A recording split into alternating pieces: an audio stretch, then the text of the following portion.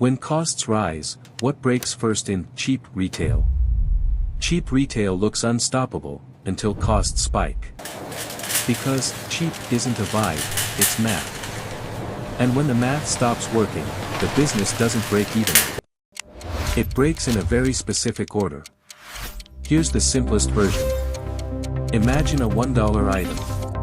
If it costs 70 cents to buy and move that item, the store only has 30 cents to run everything else. Labor, rent, utilities, shrink, and profit.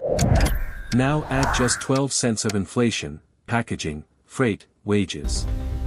That 30-cent cushion shrinks fast. Small cost changes can wipe out a huge share of margin.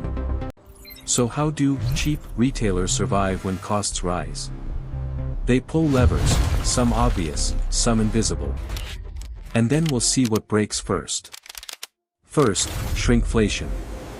Same price, smaller pack. It's not just greed, it's a way to protect the price point. If customers are anchored to $1 or under $5, the easiest move is changing what's inside the package, not the number on the tag. You don't notice right away, but you feel it over time. Second, trade down and private label. When budgets get tight, shoppers slide down the quality ladder. Retailers push store brands because they control the recipe, the packaging, and the margin. Private label can buy back breathing room when national brands raise prices. And if the store can shift just a chunk of the basket toward house brands, they can keep the headline price low, while improving the economics underneath. Third, fewer choices. This sounds counterintuitive, but fewer SKUs can mean more power. If you stock less variety, you concentrate volume into best sellers. That can improve vendor terms, reduce waste, and speed up inventory turns. In discount retail, speed is survival. The faster you sell and reorder, the less cash gets stuck on shelves. Fourth, vendor terms. When retailers can't raise prices, they negotiate time. Longer payment windows, rebates, promo funding. All of it changes when the cash leaves the building. This is why two stores with similar shelves can have totally different financial health. One has cash flow on their side. The other doesn't. Fifth, mix shift. You keep cheap items as anchors, the stuff customers remember. But you guide the basket toward higher margin categories.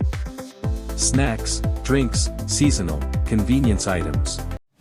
End caps aren't just displays. They're profit real estate. Sixth, labor. When costs rise, service often drops before prices do. Fewer hours. Fewer cashiers. Less restocking. It keeps the budget alive, but it creates new problems. More empty shelves, longer lines, messier stores.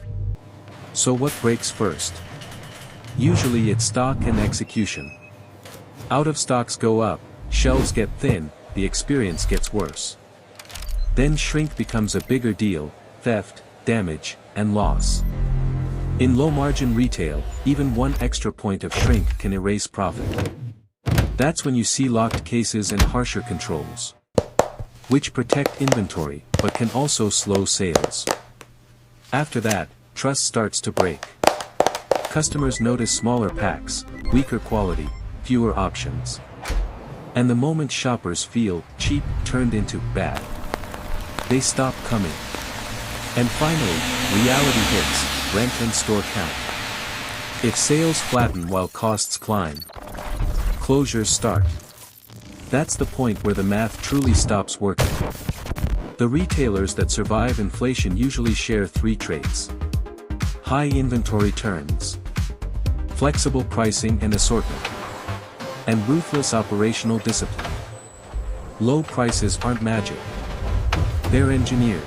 Next, we'll look at which cheap retail models hold up best when costs rise, and what breaks first when the levers run out. Subscribe to Retail Decoded for weekly breakdowns.